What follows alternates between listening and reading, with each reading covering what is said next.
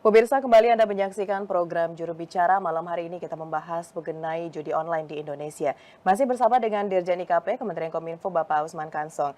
Pak Dirjen, kalau kita lihat saat ini banyak orang-orang yang masuk ke dalam praktik judi online ini, beberapa di antara mereka ini masih kurang informasi.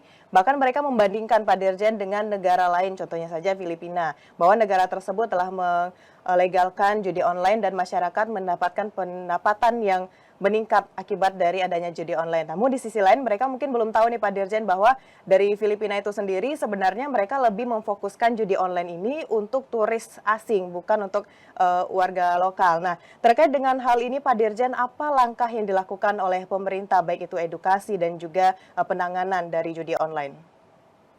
Iya, jadi memang beberapa negara atau banyak negara yang melegalkan judi ya secara parsial.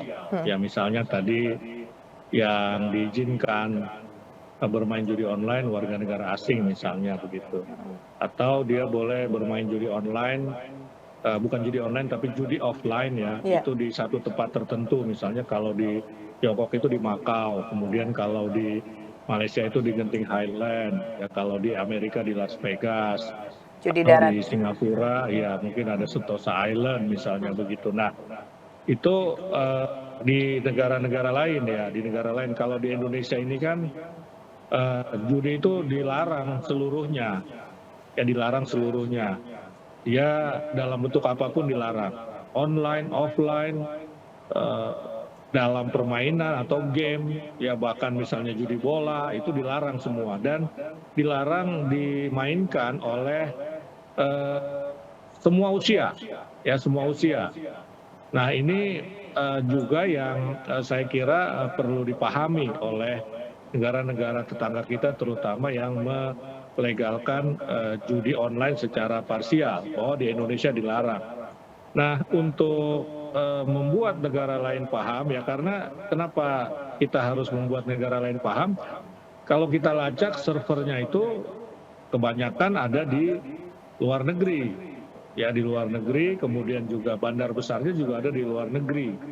Pusat permainan judi online itu ada di luar negeri, ya misalnya di Filipina, di Kamboja begitu. Nah karena itu kita melibatkan Interpol juga, ya Polri akan melibatkan Interpol ya untuk ya bagaimana menangani judi online ini di negara tersebut begitu ya. Walaupun di negara tersebut legal. Nah ini tentu harus ada pembicaraan. Kemudian juga kita melibatkan Kemlu ya. Kemlu mungkin bisa berbicara kepada pemerintah negara-negara lain ya untuk menyampaikan bahwa di Indonesia itu ilegal judi ya. Jadi jangan istilahnya meneruskan atau mengirim judi online itu dari negara mereka. Misalkan tadi dikatakan Filipina itu orang asing boleh, kemudian mengirimkan ke negara kita. Ya. Ya linknya, ya kontennya begitu. Nah kita sendiri juga sudah melakukan penutupan. Ya kita sudah menutup akses internet dari dua negara, dari Kamboja dan dari Filipina. Dari Filipina spesifik yang dari Davao ya, karena di Davao itu yang kita identifikasi menjadi tempat beroperasinya pusat operasi judi online di Filipina begitu.